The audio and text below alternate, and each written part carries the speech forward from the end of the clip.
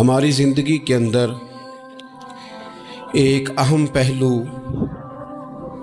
جس سے ہم بڑی تکلیف کا شکار ہو جاتے ہیں اور بعض اوقات اذیت ناک حد تک وہ بات چلی جاتی ہے، وہ ہوتا ہے لوگوں کا باتیں کرنا۔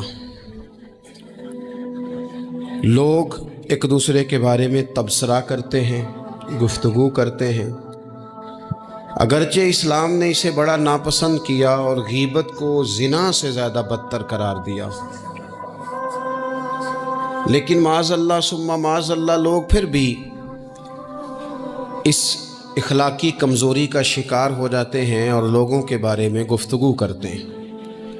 پھر لوگوں کی وہ باتیں جب ہم تک پہنچتی ہیں، جس کے بارے میں بات کی جا رہی ہوتی ہے، جب اس تک پہنچتی ہے تو وہ شخص بڑی اذیت کا شکار ہو جاتا ہے،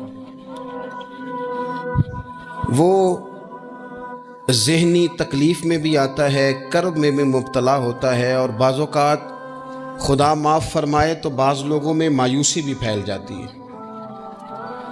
آپ قرآن مجید فرقان حمید کو دیکھیں تو اللہ تعالیٰ نے قرآن مجید میں فرمایا کہ وَإِذَا قِيلَ لَهُمْ آمِنُوا كَمَا آمَنَ النَّاسُ، جب منافقین سے کہا جائے کہ اس طرح ایمان لاؤ جس طرح کے باقی لوگ ایمان لائے ہیں، یعنی صحابہ کرام، قالوا تو وہ کہتے ہیں انؤمن کما آمن السفہاء، ہم اس طرح ایمان لے آئیں جس طرح معاذ اللہ یہ بیوقوف ایمان لائے، ان کی طرح ایمان لے آئیں۔ الا انہم هم السفہاء، اللہ فرماتے ہیں خبردار ہو جاؤ یہی بیوقوف ہیں، ولکن لا یعلمون، لیکن یہ جانتے نہیں، انہیں اس بات کی خبر ان لوگوں کو جو کائنات کے بہترین لوگ ہیں زمین پر، انبیاء کے بعد صحابہ، ان کو لوگوں نے بیوقوف کہہ دیا، باتیں کر دی۔ آپ قرآن مجید دیکھیے سورہ قلم کے اندر اللہ تبارک و تعالی نے اس بات کا بھی جواب ارشاد فرمایا ہے، جب لوگوں نے کہا تھا کہ معاذ اللہ حضور تو مجنون ہے، تو اللہ نے فرمایا محبوب آپ رب کے فضل سے مجنون نہیں ہیں، بلکہ اللہ نے آپ کو خلق عظیم کا مالک بنایا ہے۔ وَإِنَّكَ لَعَلَىٰ خُلُقٍ عَظِيمٍ، لوگ بات کرتے ہیں اور کر جاتے ہیں اور شوق رکھتے ہیں تبصرہ کرنے کا۔ تو میں نے بہت سارے لوگ ایسے زندگی میں دیکھے ہیں جو لوگوں کی باتوں کی وجہ سے اذیت میں آ گئے، تکلیف کا شکار ہو گئے، اور میں اور آپ تو کسی کھاتے میں نہیں۔ حضرت ابوبکر صدیق رضی اللہ تعالیٰ عنہ جیسے لوگ، افضل البشر بعد الانبیاء بالتحقیق حضرت صدیق اکبر، آپ قرآن مجید 30ویں پارے کی تلاوت میں یہ بات دیکھیں گے کہ جب حضرت ابوبکر صدیق نے غریب غلاموں کو خرید کر آزاد کرنا شروع کیا، حضرت بلال حبشی کو، حضرت عامر بن فہیرہ کو، اور کچھ غلاموں کو خرید کر آزاد کیا، تو لوگ کہنے لگے کہ یہ بلال نے کبھی کوئی احسان کیا ہوگا ابو بکر پر، تبھی تو خرید کے آزاد کیا ہے، ورنہ کیا ضرورت تھی اتنے پیسے لگانے کی، کوئی تو بات ہوگی۔ اللہ تعالیٰ نے اس کا بھی قرآن مجید میں اعلان فرمایا ابو بکر نے جو کیا ہے رب کی رضا کے لیے کیا ہے۔ تو گفتگو کرنا، بات کرنا، لوگوں کا اتنا یہ خطرناک مزاج ہے، ایک جملہ کہہ کے لوگ سائڈ پہ ہو جاتے ہیں، بندہ بیچارہ ساری رات تڑپتا رہتا ہے، ایک فکرے کا تبصرہ کر کے لوگ کونے میں چھپ جاتے ہیں، اور کسی آدمی کے لیے وہ اسے سولی پہ لٹکا جاتے ہیں، اپنی زبان کے تیروں سے لوگ پریشان کرتے ہیں۔ پہلے تو اللہ سے یہ معافی مانگیں کہ رب اس جرم سے ہمیں محفوظ فرمائے۔ اور اب تو لوگوں کی زبانیں اتنی لمبی ہو گئیں کہ وہ صحابہ تک چلی گئی ہیں، اہل بیت نبوت تک چلی گئیں۔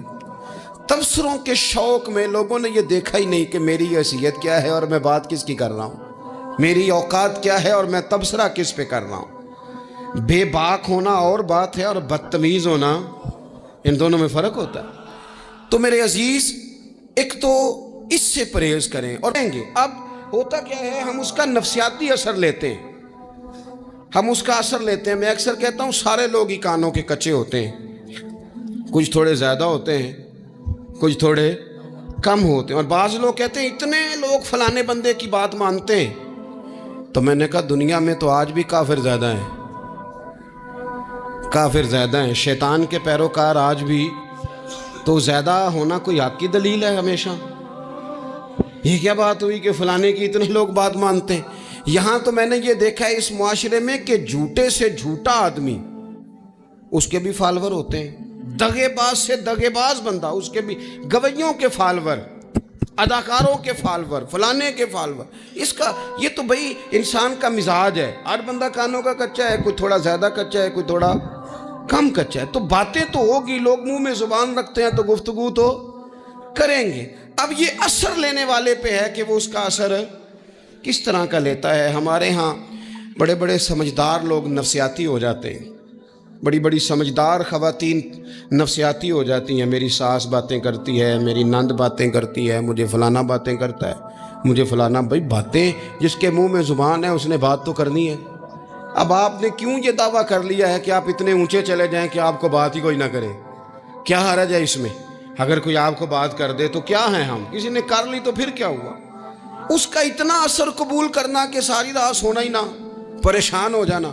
اور بعض لوگ ایسے ہیں جنہیں اتنی باتیں نہیں ہوتی جتنی انہیں ٹینشن ہوتی ہے، یعنی وہ دو بندے کونے میں کھڑے ہیں تو میری ہی بات کر رہے ہیں، اور بھائی تو اتنا اہم نہیں ہے، انہیں کوئی اور کام بھی ہو سکتا ہے، تیری بات ہی انہوں نے کرنی۔ بلا وجہ لوگ سمجھتے ہیں کہ میں بڑا اہم آدمی ہوں، وہاں بھی مجھ پہ تبصرہ ہو رہا ہے، یہاں بھی ہو رہا ہے۔ اس پہلو سے باہر آئیں، اس کمپلیکس سے نکل آئیں۔ ابن حزم کہتے ہیں کہ مصر میں ایک تاجر بڑا کامیاب ہو گیا تھا، بڑا کامیاب تاجر ہو گیا۔ تو زندگی میں جتنے لوگ بھی کامیاب ہوتے ہیں ان سے حسد ہوتا ہے، اس سے بھی اس کے ارد گرد کے لوگوں نے حسد شروع کیا۔ اب تاجروں نے پلاننگ کی کہ اسے خراب کیسے کرنا ہے۔ وہ ایک دن اپنے گھر سے نکلا، سفید کرتا سفید پگڑی باندھ کے باہر۔ اب 5-6 لوگوں نے پہلے سے منصوبہ بندی کی ہوئی تھی۔ ایک صاحب اسے ملے، کہنے لگے ماشاءاللہ آج تو سفید کرتے پر سبز امامہ، سبز پگڑی بڑی ہی اچھی لگ رہی ہے۔ تو وہ ہنس کے کہنے لگا لگتا ہے آپ سو کے اٹھ کے آئے ہیں، پگڑی تو میری سفید ہے۔ اس نے کہا چلو پگڑی تو سبز ہی ہے، باقی آپ نہیں مانتے تو آپ کی مرضی۔ وہ آگے بڑھا، تو اب چونکہ پلاننگ تھی تو ایک شخص اور ملا، اس نے کہا کیا بات ہے، سفید کرتے پر آپ کا پیلے رنگ کا امامہ کیا جچتا ہے۔ اس نے کہا یار کو خدا کا خوف کر۔ ہنس کے کہا کیا ہو گیا، تیری اینک کا نمبر تو نہیں تبدیل ہونے والا ہوا؟ اور بھائی میں نے تو سفید کرتا اور سفید ہی امامہ باندھا ہے۔ اب 2-3 لوگوں کی دفعہ تو وہ مسکرایا، لیکن وہ ڈھیر سارے لوگوں نے منصوبہ بندی کی تھی۔ وہ جب چوتھے کے پاس گیا تو اس نے بھی کہا کہ کیا بات ہے سفید کرتے پر پیلے رنگ کے امامے کی۔ اس نے کہا پیلا کہاں ہے؟ اب وہ غصے ہونے لگا۔ اب وہ چھٹے کے پاس گیا تو اس نے کہا جناب کیا بات ہے سفید کرتا اور کالا امامہ۔ اب وہ غصے میں اتنا باولا ہوا کہ پہلے ہنسا پھر رویا، پھر اسے سمجھ نہ آئی کہ دکان کا تالا کس چابی سے میں نے کھولنا ہے۔ بس وہ شام ہوئی تو اس بیچارے کو بچوں نے روڑے مارنے شروع کر دیے۔ وہ اتنی تکلیف میں آ گیا کہ لوگ اسے پاگل کہنے لگے۔ کیوں؟ اس لیے کہ لوگ منصوبہ بند، افواہ تھی نا کہ میری طبیعت خراب ہے، تو لوگوں نے حال پوچھ پوچھ کر بیمار کر دیا۔ لوگوں کی باتیں، لوگوں کے تبصرے، لوگوں کے کومنٹس۔ بولے امام شافعی فرمانے لگے لوگوں کی باتیں پتھروں کی طرح ہوتی ہیں، یہ روڑوں کی طرح ہوتی ہیں، اگر انہیں کمر کے اوپر رکھ لو گے نا تو یہ تمہاری کمر توڑ دیں گی، اور اگر تم ان کو اپنے پیروں کے نیچے رکھ لو گے تو تمہارا قد اونچا ہو جائے گا۔ بس دنیا میں وہ لوگ پریشان ہوتے ہیں جو لوگوں کی باتوں کو کندھوں پر سوار کر لیتے ہیں، جو پیروں کے نیچے رکھے، جو پاؤں کے نیچے رکھے ان کا قد۔ وہ پرانے زمانے میں نا عارف رومی رحمۃ اللہ علیہ فرماتے ہیں کہ ایک بیل گائے گر گئی تھی کنویں کے اندر، تو اب وہ لوگ اس کو نکال تو نہیں سکتے تھے، تو انہوں نے اس طرح کیا کہ مٹی ڈالنی شروع کر دی کہ اب بدبو آئے گی، پریشانی ہوگی، تو اس کو بند کر دیتے ہیں اندر ہی کنویں کو، کنواں نئی جگہ پہ کھود لیتے ہیں۔ انہوں نے جب اس کے اندر مٹی ڈالی نا تو وہ گائیں جو تھی وہ مٹی جھاڑ کے تو مٹی کے اوپر آ گئی۔ انہوں نے پھر مٹی ڈالی تو وہ تھوڑی اور اوپر آ گئی، اور مٹی ڈالی تو اور وہ مٹی ڈالتے گئے اور گائیں وہاں سے کنویں سے باہر آ گئی۔ لوگوں نے دفن کرنا چاہا، وہ باہر نکل آئی۔ اور میرے بھائی لوگ بھی اپنی باتوں میں دفن کرنا چاہتے ہیں، لیکن یاد رکھنا جو چمکنے والے تھے وہ چمکتے ہی رہے، جن کو اللہ نے عزت دی تھی ان کی گھٹا ہی کوئی نہیں سکا۔ اتنی لمبی زبانیں کھول کے لوگوں نے صحابہ کے بارے میں باتیں کی، باتیں ہو رہی ہیں۔ لوگ جن کو دبانا چاہتے تھے، آج نہیں صوفیاء کی مخالفت شروع ہوئی، ان کے زمانے میں بھی ہوئی۔ ان کے دور میں ان کے خلاف کتابیں لکھی گئیں، لکھنے والے خدا جانے کہاں ہیں، اور داتا صاحب ہو رہی ہے، خواجہ صاحب ہو رہی ہے۔ حضور غوث اعظم کے ان کے زمانے میں بھی ایسا نہیں ہوا کہ بڑی خوشی سے لوگوں نے آگے بڑھ کے پھول ڈالے ہوں، ان کے دور میں باقاعدہ جتھے تیار ہوئے، جتھے، اور پورا کام کیا گیا۔ اور ویسے بھی اگر کوئی شخص آپ کا مخالف ہی نہیں ہے تو پھر آپ کو چمکنے کا مزہ کیسے آئے گا؟ کوئی تو مخالف ہو نا، کوئی تو ہو نا جو کوئی بات کرے۔ دیکھیں نا، اگر اندھیرا نہ ہو، رات نہ ہو، تو بلب کی کوئی اہمیت رہ جائے گی؟ یہ چمکتا ہی تب ہے جب اندھیرا زیادہ ہوتا ہے۔ ہم کہتے ہیں اندھیرا ہو گیا، اور بھائی تجھے چمکنے کا موقع دیا ہے اندھیرے نے، تجھے اس نے عروج دیا، تندی باد مخالف سے نہ گھبرا اے عقاب، یہ تو چلتی ہے تجھے اونچا اڑانے کے لیے، تو باتوں سے پریشان نہ ہو۔ میں نے کہا کہ اگر آپ باتوں کا پہاڑ بنا کے اوپر سوار ہو جائیں گے نا تو قد اونچا کریں گی باتیں۔ جو بندہ ڈسکس ہونے لگ جاتا ہے وہی تو مشہور ہوتا ہے، اسی کی تو بات ہوتی ہے۔ دیکھیں کیا ہوتا تھا بھلا مکے میں، کوئی بندہ باہر سے آتا تو ابو جال اسے کھڑا کر کے کہتا حضور کے پاس نہ جانا، تو کہتا پتہ تو کروں بھلا نبی پاک کے پاس کیا ہے، پتہ تو کروں بھلا حضور کے پاس کیا ہے۔ تو جن سے تعارف نہیں ہونا تھا وہ بھی تعارف کرا رہے تھے رسول پاک کا۔ تو اس لیے باتوں سے گھبرا جانا، ہاں ایک بات ہمیں کتاب و سنت میں ملتی ہے، اس پر ضرور غور کریں، تہمت والی جگہ سے بچیں، تہمت کا موقع نہ دیں۔ مطلب بلا وجہ ہی اپنے لیے بحث کا دروازہ کھولنا یہ درست نہیں ہے۔ اپنے لیے ہم نہ دروازے کھول لیتے ہیں بحث کے، مفت کی بحث ہو رہی ہے، فلانا بھی ڈسکس کر رہا ہے۔ کچھ چیزیں ایسی ہوتی ہیں جو سب کی سمجھ کی نہیں ہوتی، وہ سب کے سامنے ڈسکس کرنا ضروری نہیں ہوتا۔ حضرت سیدنا ابو ہریرہ رضی اللہ تعالیٰ عنہ فرمایا کرتے تھے، مجھے نبی پاک علیہ السلام نے علم کی 2 تھیلیاں دی ہیں، میں نے ایک کھولی ہے تمہارے سامنے، ایک کھولی ہے، دوسری نہیں کھولوں گا، اس لیے کہ ہر بندے کو بات اس کے ظرف کے مطابق کرنی چاہیے۔ تو موقع نہ دیں۔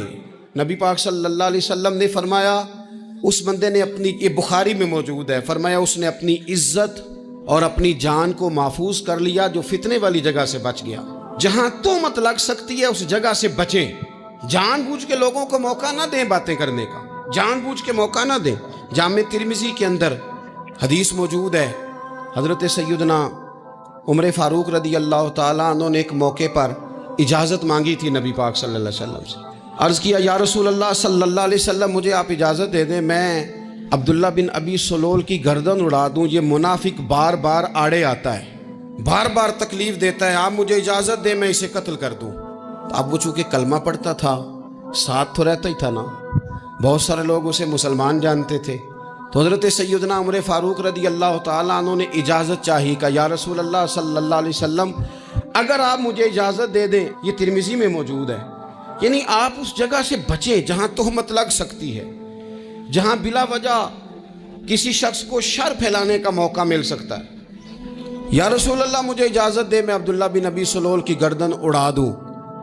تو نبی پاک صلی اللہ علیہ وسلم نے فرمایا کہ عمر، اگر میں تمہیں ایسا کرنے کی اجازت دوں گا تو لوگ کہیں گے کہ اب اپنے قریبیوں کو انہوں نے مروانا شروع کر دیا ہے، ساتھ والوں کو ہی مروانا شروع، لوگ تو اسے مسلمان سمجھتے ہیں۔ تہمت والی جگہ سے، بلکہ بخاری شریف میں اسی طرز کا ایک اور پیغام بھی ہمارے لیے موجود ہے۔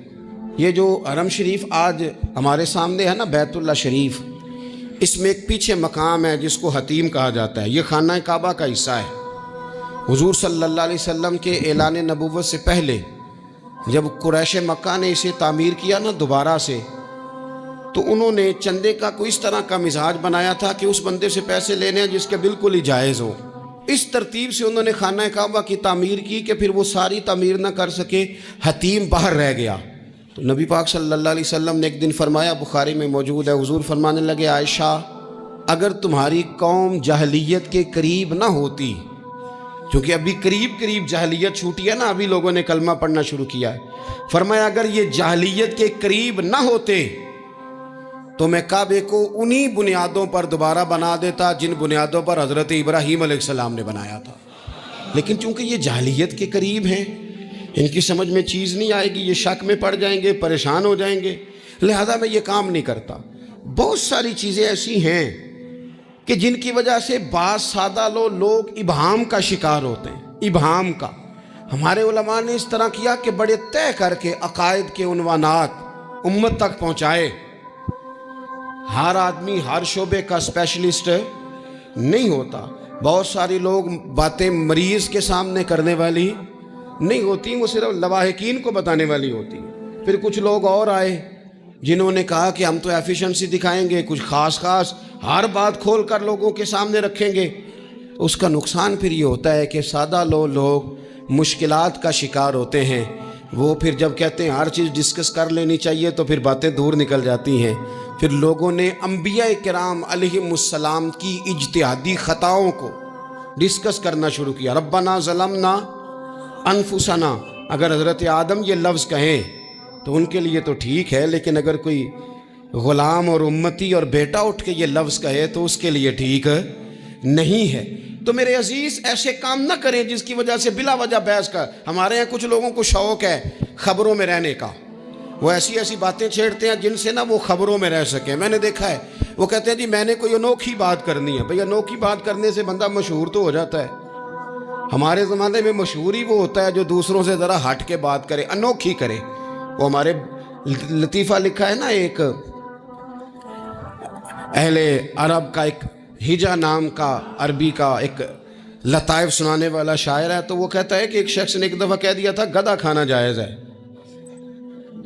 اور بڑے بڑے علماء اس کے گھر چلے گئے کہ بھئی کوئی دلیل، کوئی جزیہ، کوئی کہاں سے، کوئی کتاب، کوئی حوالہ، کوئی شے۔ اس نے کہا روز آؤ گے ایک بندے کو بتاؤں گا، کٹھا اسٹیج لگاؤ، ایک ہی دفعہ حوالے دیتا ہوں، روز نہیں دیے جاتے۔ وہ سٹیج لگ گیا، دنیا جمع ہو گئی، جنہوں نے کبھی ٹائم نہیں نکالنا، تو یہ ذرا انوکھی بات جو کر رہا تھا، تو سارے لوگ آ گئے۔ تو وہ سٹیج پہ چڑھا تو کہنے لگا مجھے جانتا کوئی نہیں تھا، چلو اب بدنام جو ہوں گے تو کیا نام نہ ہوگا، اب قیامت تک کہو گے تو صحیح نا۔ وہ اس مولوی دے گھر جنہیں ایک بار آکھیا نہیں سی گدھا کھانا جائز ہے، چلو بدنام جو ہوں گے تو کیا۔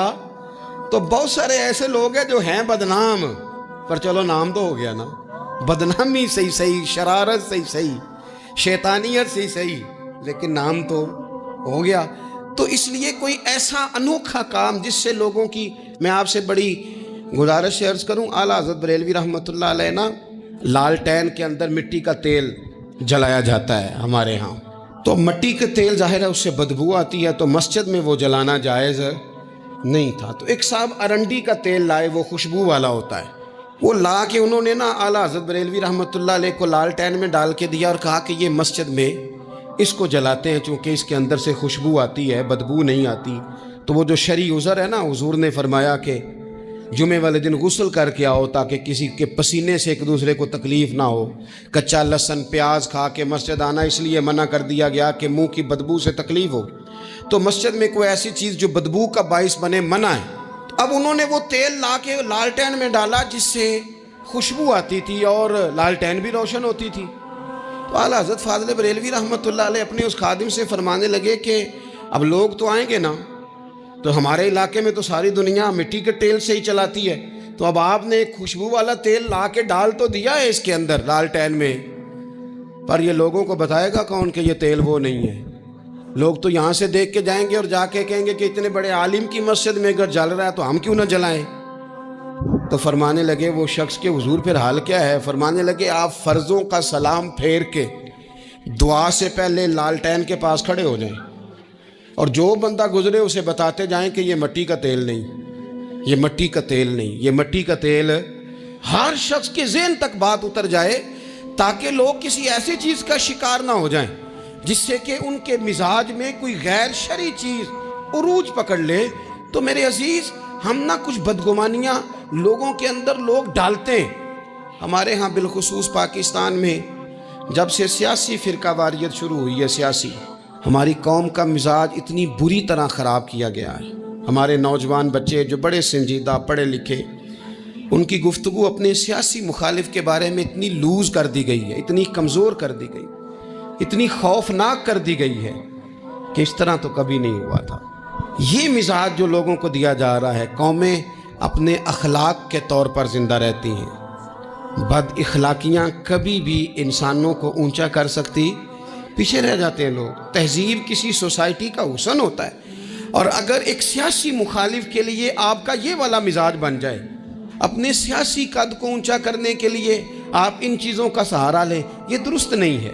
اخلاقی رویے میں کہوں گا کسی بھی سیاسی جماعت سے وابستگی ہے وہ 100% رکھے جو اس کی سمجھ میں آتی ہے، لیکن اپنے اخلاقی مزاج کو کبھی کمزور نہ ہونے دے، اخلاقی رویہ کبھی کمزور نہ ہونے دے۔ یہ کیسے ہو سکتا ہے؟ دیکھیں ابو جہل، ابو لہب، عتبہ، عتیبہ، شیبہ، وہ وہی باتیں کر سکتے تھے جو ان کے مزاج کی تھیں، جو آج تک لوگ کسی بھی دیندار کے بارے میں کرتے ہیں۔ تو انہوں نے وہی باتیں آ کے کی تھی جناب ابو طالب کے ساتھ۔ انہوں نے کہا تھا کہ اگر معاذ اللہ ان کو دولت چاہیے تو ہم دیتے ہیں۔ بڑے سے بڑے مخلص آدمی پر آج لوگ دعویٰ نہیں کرتے کہ دولت کے لیے لگا ہوا ہے، انہوں نے کہا دولت چاہیے تو دیتے ہیں، اگر کسی خاتون سے نکاح کرنا چاہتے ہیں تو کرا دیتے ہیں، سرداری چاہیے تو دے دیتے ہیں۔ اب یہ سوچ ہی اتنی ہے، اس سے آگے جاتی نہیں۔ وہ معاذ اللہ حضور کے بارے میں اور بھی باتیں کرتے، یہ شاعر ہیں، یہ جادوگر ہیں، یہ فلاں ہیں، لیکن میرے نبی پاک علیہ الصلوۃ والسلام نے کبھی بھی ان کی ذاتی زندگی کو ڈسکس نہیں کیا، کبھی نہیں کیا۔ ابو جہل شراب پیتا تھا، لیکن حضور نے کبھی سوسائٹی میں یہ بات لوگوں کے سامنے بیان نہیں کی۔ وہ لوگوں کے پیسے دبا لیتا تھا، کئی جگہوں پہ حضور نے پیسے نکلوا کے دیے، لیکن جگہ جگہ گلی گلی کھڑے ہو کے حضور نے یہ نہیں فرمایا کہ یہ اس طرح کا ہے۔ آپ اپنے مخالفین کے بارے میں ضرور کلیم کریں، ثبوت کے ساتھ ضرور بات کریں، یہ ضروری ہے، لیکن آپ کا رویہ اتنا گھرا ہوا نہیں ہونا چاہیے کہ لوگ سمجھیں کہ یہ قوم تو اخلاق سے ہٹ گئی ہے۔ آپ اختلاف کریں، لیکن اختلاف کے بھی آداب ہوتے ہیں، اس ادب کے دائرے کے اندر رہ کے۔ صحابہ کے بیچ بھی رائے کا اختلاف ہو جاتا تھا، ہو جاتا ہے، ہو جایا کرتا ہے، حضور اس اختلاف کو قبول کرتے، بھئی ہو جاتا ہے رائے کا اختلاف اپنوں میں، لیکن اس کے اندر انسان توہین پہ اتر آئے، اس کا لہجہ اس طرح کا ہو جائے جس طرح کی بازاری گفتگو کی جاتی ہے، تو محسوس ہوتا ہے کہ یہ تربیت کا فقدان ہے، یہ لہجے باوقار لوگوں کے نہیں ہوا کرتے۔ لہجے کو کبھی برا نہ ہونے دیں، انداز کو، لوگ آپ کو چھیڑیں گے، اپنی جگہ پہ کھینچ کے لانے کی کوشش کریں گے، بڑا کچھ لوگ کریں گے، لیکن آپ اپنی جگہ سے آپ تبدیل نہیں ہوں گے۔ آپ کہیں گے یار میرا ایک معیار ہے، میری ایک حیثیت ہے، میں اپنی حیثیت چھوڑ سکتا؟ میں اپنی حیثیت نہیں چھوڑ سکتا۔ ہر بندے کو آپ ڈسکس کریں گے تو تہمت والی جگہ سے ضرور بچیں، بدگمانی سے ضرور بچیں، لیکن ہر شخص کو اس کے معیار کے مطابق اتر کا جواب دینا یہ باوقار لوگوں کا سٹیٹس نہیں ہوتا۔ وہ کہتے ہیں جا بات کر، جا کے تو کون ہوتا ہے تیری بات کرے، اب ہم ہر شخص کے منہ لگیں، یہ کیسے ہو سکتا ہے؟ نبی پاک صلی اللہ علیہ وسلم گزر رہے تھے، صحیح بخاری میں موجود ہے، آپ کی اہلیہ حضرت صفیہ رضی اللہ تعالیٰ عنہ آپ کے ساتھ تھیں، رات کا وقت تھا، حضور گزر رہے تھے، تو صحابہ کچھ کھڑے تھے، تو حضور نے ایک کو بلا کے کہا کہ یہ میری بیوی ہیں، صفیہ ہیں۔ عرض کرنے لگے حضور مجھے میری ماں روئے، میں کوئی آپ کے بارے میں بدگمانی کرتا؟ تو حضور نے جواب میں کیا کہا؟ محبوب فرمانے لگے جس طرح رگوں میں خون گردش کرتا ہے نا، شیطان بھی اسی طرح ہی گردش کرتا ہے۔ گویا حضور بتا رہے ہیں کسی وقت بھی بدگمانی پیدا کر دیتا ہے۔ میں تمہیں بتا رہا ہوں کہ اپنی اہلیہ کے ساتھ جا رہا ہوں، میری بیوی ہے، کوشش کریں کہ آپ اس جگہ سے بچیں جہاں باتیں ہو رہی ہوں۔ اور اس پہلو پہ تیسری گزارش اس عنوان پر یہ ہے کہ اگر کسی کے بارے میں باتیں ہو رہی ہوں تو فٹافٹ اس کا حصہ بننے کی کوشش نہ کریں، بلکہ آپ کے پاس جب تک کوئی شرعی ثبوت نہیں ہے تب تک آپ اس بات کا حصہ نہ بنیں۔ ہمارے ہاں بات ہو رہی ہوتی ہے تو دو چار بندے دوڑ کے نا اپنا بھی حصہ ڈالتے ہیں، بلکہ میں بڑی ذمہ داری سے یہ بات عرض کروں گا، بات لمبی ہوتی تب ہے جب کوئی بندہ درمیان میں کہہ دیتا ہے نا نہیں تجھے تو تھوڑا پتہ ہے، تھوڑا میں بھی کرتا ہوں۔ وہ کئی دفعہ وعدہ معاف گواہ بن جاتا ہے، جا کے دوسروں کو خبر کرتا ہے اس نے یہ کہا ہے، حالانکہ بندہ اس سے پوچھے کہ اگر انہوں نے کہا تھا تو اتنا سجن تھا تو وہاں جواب دے کے کیوں نہیں آیا؟ تجھے چاہیے تھا وہیں جواب دیتا، وہیں جا کے جواب دے دیتا۔ ایک بزرگ کی خدمت میں ایک دفعہ حاضر تھا، ایک بڑے عالم تھے، تو ان کے پاس آ کے ایک شخص نے کہا کہ فلاں آدمی آپ کے بارے میں یہ بات کر رہا تھا، تو وہ ہنس پڑے، فرمانے لگے پھر آپ کہاں تھے؟ کہنے لگے میں وہیں تھا۔ فرمانے لگے میرا اور آپ کا رشتہ کس طرح کا ہے؟ کہنے لگا جی میں تو شاگرد ہوں، ارادت مند ہوں۔ تو فرمانے لگے پھر آپ میرے پاس سوال لے کے آ گئے ہیں، آپ نے وہاں جواب کوئی نہیں دیا۔ فرمانے لگے اب تو میرے سامنے بیٹھ، پہلے اس سوال کا جواب میں تجھے دوں، پہلے تجھے قائل کروں، اگر تو قائل ہوتا نا تو پھر تو یہ بات لے کے میرے پاس نہ آتا، پھر تو وہاں تو کلیئر کر آتا، تیرے اندر کجی ہے، تو بات کا حصہ بنا ہے، اور میرے نزدیک اس سے بڑا تو مجرم ہے کہ تو نے بات کو سنا ہے، وہ تو کوئی ہے، اور تو اپنا تھا، تو نے اپنا ہو کے یہ باتیں سنی، تو نے ہاں کی، تو وہاں بیٹھا رہا، تو اپنا تھا۔ اور حضور نے فرمایا محبت تو بندے کو اندھا بہرا اور گونگا کر دیتی ہے، جو کسے دا عاشق ہوئے ہوتے گالو سے دی کردہ ہے، 100 مکر بہانے کر کے او دے ہی مرنے مرد ہے۔ تو نے سن کیسے لی؟ تیرے کانوں نے گوارا کیا؟ پہلے تو مطمئن ہو نا، تو اگر مطمئن ہوتا تو بات آگے وہیں جواب دے کے آتا، جب تو ہی غیر مطمئن ہے تو میں کسی اور کو کیا جواب دوں؟ تو مدد کریں اپنے بھائی کی اس معاملے میں کہ اگر آپ کلیئر ہیں تو پھر آپ اسے وہی کلیئر کریں، کہیں یار میری بات سن، یہاں تک تو بات ٹھیک ہے، اس بات کا میں گواہ ہوں، یہ ہو سکتی نہیں۔ اور نبی پاک کا یہ طریقہ ہے، مسند امام احمد بن حنبل میں حدیث موجود ہے، حضرت عبداللہ ابن مسعود رضی اللہ تعالیٰ عنہ، کمال آدمی حضرت عبداللہ ابن مسعود، حضور نے فرمایا عبداللہ ابن مسعود سے قرآن سیکھا کرو، یہ اسی طرح پڑھتے ہیں جس طرح میرے اوپر نازل ہوا تھا۔ حضرت عبداللہ ابن مسعود کو نبی پاک علیہ السلام نے فرمایا درخت پہ چڑھ کے ذرا میرے لیے مسواک تو اتار دو۔ حضرت عبداللہ ابن مسعود کی پنڈلیاں پتلی پتلی تھی، ٹانگیں پتلی تھی، وہ درخت پہ چڑھے، ہوا چلی تو کپڑا تھوڑا ہٹ گیا تو بعض لوگ ان کی پتلی پنڈلیوں کا مذاق اڑانے لگے، معاذ اللہ، دیکھو کیسی باریک باریک پنڈلیاں ہیں، کیا انداز ہے۔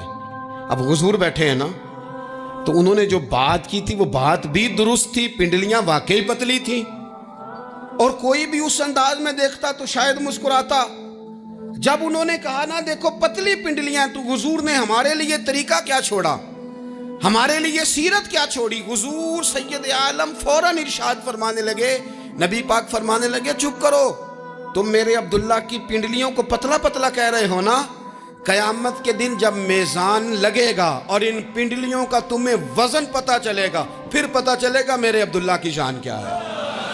یہ بڑی وزنی پنڈلیاں ہوں گی، جب ان کا میزان پر وزن تو لگے تو آپ دفاع کریں۔ نبی پاک صلی اللہ علیہ وسلم نے فرمایا اگر کسی جگہ تیرے بھائی کی عزت پر حملہ ہو رہا تھا اور تو بچانے پر قادر تھا اور تو نے اس کی عزت سے اس شر کو روک دیا، کہا نہیں یار ایسی بات نہیں ہے، تم غلط کہہ رہے ہو، فرمایا اگر تم کسی کی عزت کا دفاع کرو گے تو فرمایا جہاں تمہاری عزت خراب کی جا رہی ہوگی رب وہاں تمہاری عزت کا دفاع فرمائے گا، اللہ تمہاری عزت کا محافظ بن جائے گا۔ لیکن ہم کیا کرتے ہیں، ہم لوگ باتیں کر رہے ہوتے ہیں تو ہم ان باتوں میں ایک بات اور شامل کرتے ہیں، ہم ان باتوں میں ایک بات اور شامل کر لیتے ہیں اور انداز اختیار کر لیتے ہیں، اور جو آپ کے حق میں ہے اس نے مخالف نہیں ہونا، اور جو مخالف ہے اس نے کبھی حق میں چھوڑیں۔ آپ کس کو قائل کر رہے ہیں؟ جس کی سمجھ میں آتی ہے وہ قبول کرے، نہیں آتی تو دروازہ کھلا ہے، کہیں اور تشریف لے جائے۔ ہمارا یہ مزاج بن گیا کہ بلا وجہ کی وضاحتیں بھی بندے کو کمزور کرتی ہوں،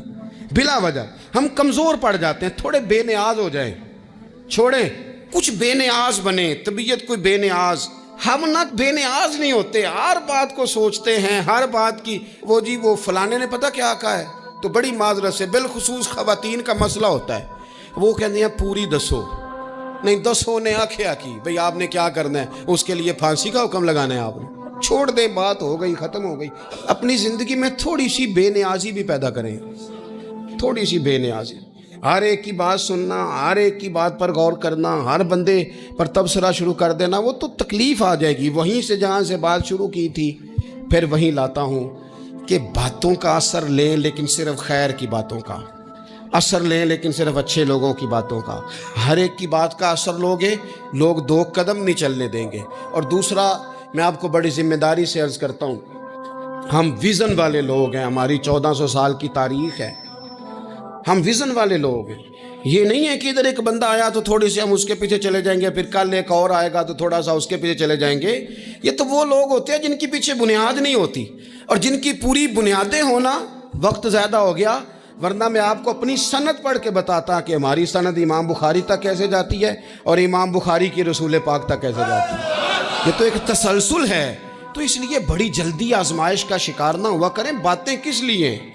جو بندہ ویلا ہے اس نے بھی 4 باتیں، تو ہر بات کا اثر نہ لیں۔ بالخصوص جوانوں سے کہتا ہوں، ٹارگٹ اچیو کرنے کے لیے سب سے پہلے تو مقاصد کا تعین کرے، جانا کدھر، اور پھر اس پہ لگ پڑے۔ باتیں ہوتی رہیں گی، لیکن باتوں کو پشت پہ سوار نہیں کرنا، باتوں کو پاؤں کے نیچے رکھنا ہے، قد اونچا ہو جائے گا، قد اونچا ہو جائے گا۔ پشت پہ سوار کرو گے تو گردن ٹیڑھی کر دیں گے۔ آپ بس بڑھتے جائیں۔ گھوڑا جب دوڑتا ہے نا، دوڑتا ہے تو اس کے پیروں کو جھاڑیاں لگتی ہیں، لیکن اگر دوڑتا رہے تو کوئی جھاڑی کہیں رہ جاتی ہے، کوئی کہیں رہ جاتی ہے۔ باقی مخلوق کرتی ہے باتیں، وہ کرتی رہے گی، آپ آگے بڑھیں، سفر کرتے رہیں۔ سفر بہت سارے باتیں کرنے والے وہیں رہ جاتے ہیں اور کام کرنے والے کہیں کے کہیں پہنچ جاتے ہیں۔ باتیں کرنے والوں میں سے نہ ہوں، کام کرنے والوں میں سے ہوں۔ اللہ توفیق عطا فرمائے۔ آخر دعوانا ان الحمدللہ رب العالمین۔ ریاضی دان کام کرتے ہیں، وہاں جاتا ہوں، وہاں سے یہ مسئلہ سیکھ کے آتا ہوں۔ آپ کی توجہ ہے میری بات پر؟ جن کی ہے انہوں نے بتایا، جن کی موبائلوں پہ ہے وہ بولے ہی نہیں۔ کچھ کی موبائلوں پہ بھی توجہ ہے بڑی دیر سے، وہ نہیں بول رہے، ان کو پتہ ہے ہماری کدھر ہے توجہ۔ تھوڑی سی بات ہے، آپ توجہ سے سن لیں، میں نے بڑی جلدی سمیٹ دینا ہے۔ وہ پروفیسر صاحب وہاں جا رہے تھے تو اعلیٰ حضرت کے شاگرد اور خلیفہ وہاں ہوتے تھے۔ وہ کہنے لگے آپ شوق سے جائیے، جا کر کے آپ وہاں سے مسئلہ حل کر کے آئیے، لیکن اگر ہو سکے تو میرے استاد اور میرے شیخ مولانا احمد رضا خان صاحب سے بھی ایک دفعہ مل لیجیے۔ مولویوں سے ملنے میں لوگ اتنے خوش نہیں ہوئے، آپ بھی زیادہ نہیں ہوئے، زیادہ ذوق نہیں آیا، چونکہ وہ مطلب وہ سمجھتے ہیں ہم تو پروفیسر لوگ ہیں۔ وہ جس بیچارے کی اپنی تعلیم ہوتی ہے نا، میٹرک فیل، وہ مولوی صاحب سے پوچھتا ہے آپ پڑھے ہوئے کتنا ہے؟ تو وہ کہتے ہیں میں درس نظامی پڑھا ہوں۔ نہیں ہوتے ٹھیک ہے، پڑھے کہ نہ ہو، بھئی عالم سے آپ پوچھ رہے ہیں پڑھا کتنا ہے اور کیا پڑھے؟ وہ ایک صاحب مجھ سے کہنے لگے مجھے مسجد کے لیے خطیب چاہیے، تو میں نے کہا کہ میں مولانا کا بھیجوں گا۔ کہنے لگے بھیجے، ہم ٹیسٹ لیں گے۔ میں کہ درس نظامی کے فاضل کا ٹیسٹ تو شیخ الحدیث صاحب ہی لے سکتے ہیں، تو آپ میں کوئی شیخ الحدیث ہے تو بتا دیں، ٹیسٹ دلوا دیتے۔ تو کیسے آپ ٹیسٹ لیں گے؟ بڑی ڈگری والا ٹیسٹ لے گا نا۔ تو پھر قوم کیا ٹیسٹ لیتی ہے؟ سور وغیرہ چیک کرتی ہے ٹھیک ہے کہ نہیں؟ تو پھر وہی حال ہوتا ہے جو ہمارے ہاں ہو رہا ہے۔ عام دام برسر مطلب کہا ایک دفعہ میرے شیخ سے مل لے، تو انہوں نے کہا مطلب مولوی صاحب سے کہاں مسئلہ حل ہوگا؟ اللہ معاف کرے، آج کل یہی لوگوں کا حال ہے، مولوی کہاں سیاست کر سکتے ہیں؟ مولویوں کو کیا پتا، معاذ اللہ، یہی لب و لہجہ ہے۔ وہ پروفیسر کہنے لگے آپ ٹھیک ہیں، وہ بڑے عالم ہیں، پر تو سر نے دوسرے تیسرے نے پھر کہا کہ سر سنا ہے آپ کی ٹکٹ شکٹ ہو گئی ہے، ایک دفعہ چلے تو صحیح، چلے ایک دفعہ چلے تو صحیح، ایک دفعہ مل تو لے، ایک دفعہ آئیں تو صحیح۔ اس کی گلی میں ہم ایک کام سے گئے، ایسے گئے کہ پھر ہر کام سے گئے۔ آپ ایک دفعہ چلے تو صحیح۔ تو دو چار دفعہ کہا تو وہ پروفیسر کہتے ہیں میں نے سوچا یار سید صاحب میرے کلیگ ہیں، کالج میں پڑھاتے اکٹھے ہیں یونیورسٹی میں، تو یہ کہیں گے گئے نہیں تو چلتے۔ کہتے ہیں ہم پہنچ گئے بریلی شریف، تو فاضل بریلی عصر کی نماز کے بعد پھاٹک پر بیٹھتے تھے، باہر بڑا سارا ایک چارپائی تھی، اس پر تشریف فرما ہوتے تھے، لوگ مسائل پوچھتے تھے۔ تو کہتے ہیں میں نے جا کے وہ مسئلہ سامنے رکھا تو چائے مجھے دی گئی پینے کے لیے۔ تو کہتے ہیں میں چائے پی رہا تھا تو اعلیٰ حضرت نے اس مسئلے کو غور سے دیکھا، پھر پینسل منگوائی، چند لکیریں لگائی، اور پھر میری طرف بڑھا کے کہا ذرا دیکھیے جواب درست ہے؟ تو کہتے ہیں چائے مجھے بھول گئی، تیریاں ویخ کے ادامہ میں مرید ہو گئی۔ چائے شائے مجھے بھول گئی، کبھی میں سوال کا جواب دیکھوں، کبھی مولانا کی سادگی دیکھوں، کبھی ان کی وہ درویشی دیکھوں، وہ لب و لہجے میں اتنی سادگی، اتنا حسن، اتنا وقار، اس قدر زیادہ ان کے لب و لہجے میں خاموشی۔ تو میں نے فوراً کہا آپ نے علم ریاضی کہاں سے پڑھا؟ کہنے لگے میں نے نہیں پڑھا۔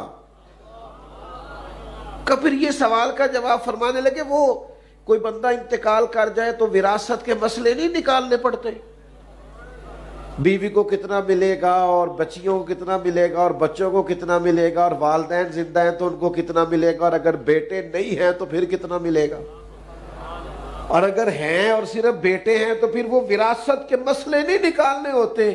بس وہ حضور کے دین کے وراثت کے مسئلے نکالنے کے لیے تھوڑی جمع تفریق سیکھی تھی تو ریاضی آ گئی ہے.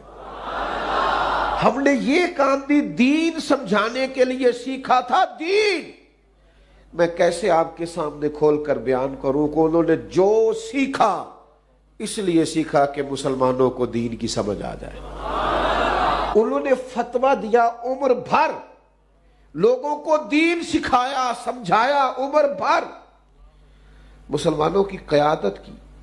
اور پھر مسلمانوں کے اندر بھی اگر کچھ ایسے لوگ نکلے نا، اندر بھی،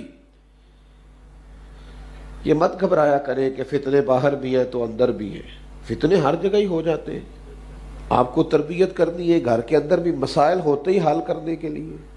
اندر سے بھی مسائل، مسلمانوں میں بھی فرقے بن گئے، مسئلے پیدا ہو گئے. ایک فرقہ بن گیا جاہل صوفیاء کا، وہ جو کہتے نہیں کہ تانوں کی پتہ ہوئے، مولوی لوگ کی پتہ ہوئے، اے معرفت دی گل ہے نا جی. آج کل بھی وہ اس طرح کے فرقے.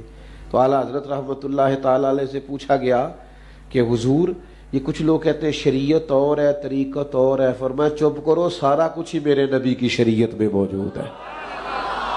عرض کی حضور یہ صوفی بنا پھرتا ہے اور کہتا ہے علم کی مجھے ضرورت نہیں ہے. صوفی درویش بنا پھرتا ہے، پیر بنا پھرتا ہے، کہتا ہے مجھے علم کی ضرورت نہیں. تو اعلیٰ حضرت نے لکھا ہے بے علم صوفی شیطان کا مسخرہ ہے.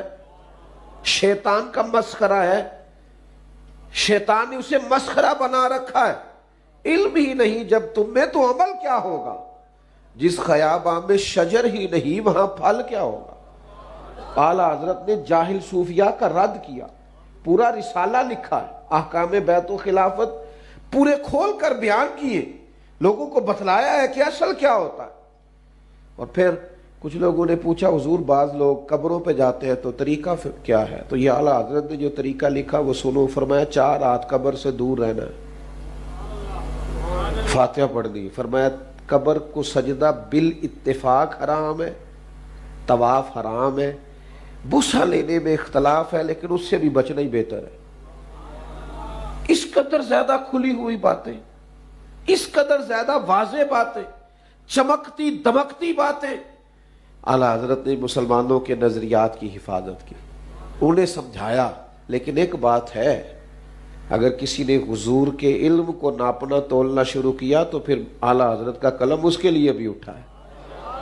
اگر نبی پاک کی عظمتوں کو کسی نے چھیڑا ہے تو کل کے رضا ہے خنجر خوخار برق بار. پھر آدھا سے کہہ دو خیر منائے نشر کریں. پھر انہوں نے کہا تمہیں پتہ نہیں حضور کے بارے میں بات کرتے ہو؟ رسول پاک کی تو ایک ذات ہے، جن سے عشق کریں گے تو بچیں گے، جن کی محبت ہوگی تو کلیجہ آباد ہوگا. حضور کس طرح؟ فرمایا بخدا خدا کا یہی ہے در، نہیں اور کوئی مفر مکر، جو وہاں سے ہو یہی آ کے ہو، جو یہاں نہیں تو وہاں نہیں. اچھا پھر حضور کی تعریف کیسے کرتے ہیں؟ مزے کی بات دیکھیں. اگر آپ کی زیادہ توجہ ہو نا، آپ دیکھیں اتنی بڑی تعداد میں آپ آئے ہیں لیکن چند دوست ایسے ہیں جن کا موبائل کے بغیر 10 منٹ بھی گزارا نہیں. وہ جب موبائل کھڑا کرتے ہیں اونچا کرتے ہیں تو جو پیچھے بیٹھے ہیں اس بیچارے کو دقت ہوتی ہے، نظر نہیں آتا. تو آپ تھوڑی دیر کے لیے چلیں، مچ بال عشق دا سیکھاں گے، ایک دوجے نو ویکھاں گے. تھوڑی دیر کے لیے چھوڑ دیں، اللہ خیر کرے. موبائل نہیں ادھر ہی رہنا ہے، تھوڑی توجہ کریں.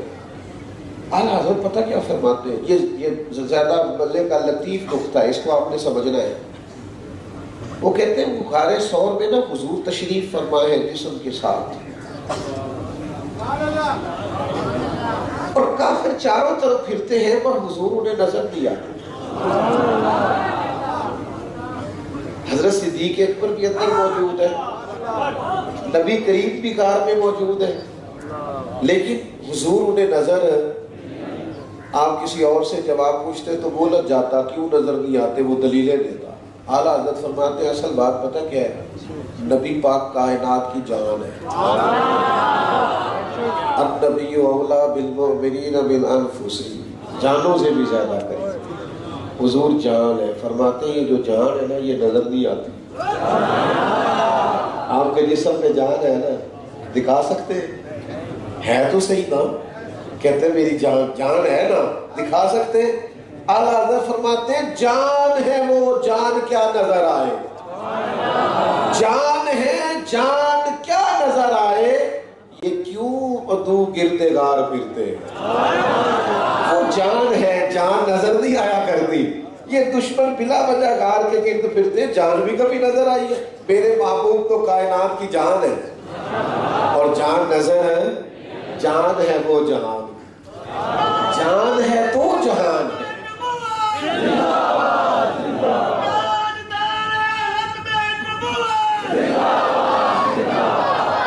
आला हजरत रहमतुल्लाह ताला अलैह ने इश्क रसूल का लाजवाल दरस दिया। 4 बातें उनकी जिंदगी में बड़ी मुनफरिद है और हर शख्स को उनकी जरूरत है। एक इल्म हम नहीं सीखते, हमारे यहाँ सुनने सुनाने का मिजाज है, सीखने सिखाने का मिजाज नहीं है। हम पढ़ते नहीं, तवज्जो नहीं करते। दाशिकवा तो हमारा ये होता है ना, मौलवी बताते नहीं, तो मौलवी तो बेचारा हर जुमे मिन्नतें करता है, बस टाइम पे आ जाया करो। नहीं जाते हम, हमारा मिजाज ही नहीं। आखिर पे जाएंगे, 5 मिनट रह जाएंगे तो ठीक है, फिर मौलाना भी आखिरी 10 मिनट की तैयारी कर लिया करेंगे। आप टाइम पे आते नहीं तो शुरू की तैयारी क्यों करें? वो भी कुछ खुलासा पिछला बयान कर देंगे, कुछ उससे पिछला कर देंगे। आप वक्त पे आए, चीजें ठीक हो जाएंगी।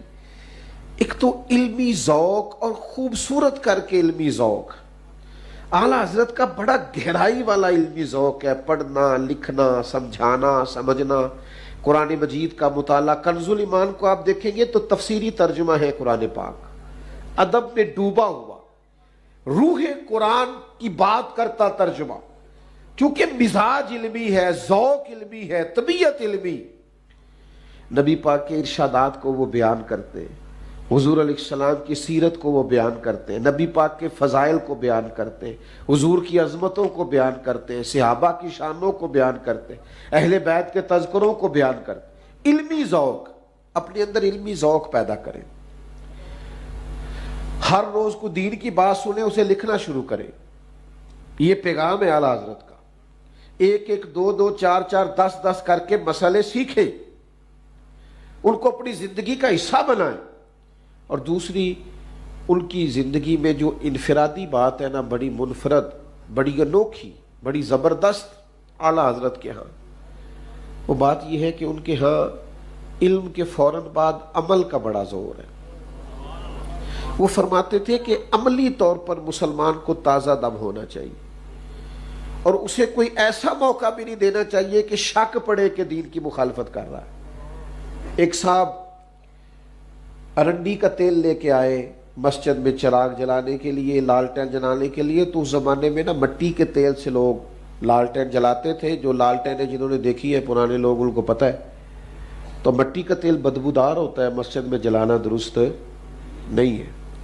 तो आला हजरत रहमतुल्लाह अलैह इस कदर ज़्यादा मोहताज थे कि हम दीन के नुमाइंदे हैं। ये बहुत सारे लोग कहते हैं, जनाब लोग एतराज़ बड़ा करते हैं, तो मैं अपने तालिब इल्मों से कहा करता हूँ, फिर सबसे ऊंची कुर्सी पे बैठना छोड़ दो। सबसे ऊंची कुर्सी पर तुम ही बैठते हो ना जुमे वाले दिन, तो फिर तुम्हारी शख्सियत सबसे ज़्यादा निखरी हुई होनी चाहिए। सबसे ऊंची कुर्सी तुम्हारी, सबसे अगला मुसल्ला तुम्हारे पास, तो फिर मेरे भाई तुम अगर सबसे फायक हो, इज्जत और शान रखते हो, तो फिर तुम्हें बहुत सारी चीजों में मोहतात भी होना पड़े, इसलिए कि तुम्हारा शरफ है, तुम्हारा मकाम है। तो एक साहब ने कहा, हुजूर ये मिट्टी का तेल नहीं, खुशबू वाला तेल है, तो मस्जिद में रोशनी हो जाएगी। तो फरमाया ठीक है, आप इसको लगाएं और फिर आप इस तरह करें कि इस ना लालटेन के पास खड़े हो जाएं। जितने नमाजी मस्जिद में आए उनको बताएं कि ये मिट्टी का तेल नहीं, और जितने बाहर जाएं उनको भी बताएं कि ये मिट्टी का तेल है, इसलिए कि हमें लोग दीन का नुमाइंदा समझते। वो कहेंगे उनके यहाँ जलता है तो बाकियों के यहाँ क्यों मना है। बताते रहे, आप इल्म लें, फिर उसके बाद मिजाज अमल वाला इख्तियार करें। अगर आप इल्म पर अमल ही नहीं करते तो आप तो 2 कश्तियों के मुसाफिर हैं, आप तो डबल माइंडेड जिंदगी गुजार रहे हैं। आप कहते कुछ और हैं, करते कुछ और हैं। जो लोग इल्म पर अमल करते हैं वो आसान जिंदगी गुजारते हैं, वो एक लिहाज से मुतमईन होते हैं कि भाई हम जो कह रहे हैं वही कर रहे हैं। तो एक तो जिंदगी में इल्म, फिर अमल, और फिर तीसरी बात अदब। بے ادباں مقصود نہیں اصل نہ درگاہ ٹوئی تے بانج ادب دے محمد بخشا توڑ نہیں چڑھیا کوئی. اب نا بے باکی بڑی ہے. اگر میں کہوں کہ جن کو تمیز نہیں ہے ان کا راج ہے. جتنا زیادہ کوئی اپنی زبان کے لحاظ سے بدتمیز ہے اتنا اس ملک میں اس کا عروج ہے. خدا کے بندو ادب تو پہلا کرینہ ہے محبت کے کرینوں میں. اعلیٰ حضرت کی آپ پوری زندگی دیکھ لیں, انہوں نے ادب کی بات کی, احترام کی بات کی. انہوں نے عمر بھر اس پہ لگا دی کہ ہمیں رسول کائنات کا ادب کرنا ہے, ہمیں حضور علیہ السلام کی نسبتوں کا ادب کرنا ہے, ہمیں نبی پاک کے صحابہ کا احترام کرنا, ازواج مطہرات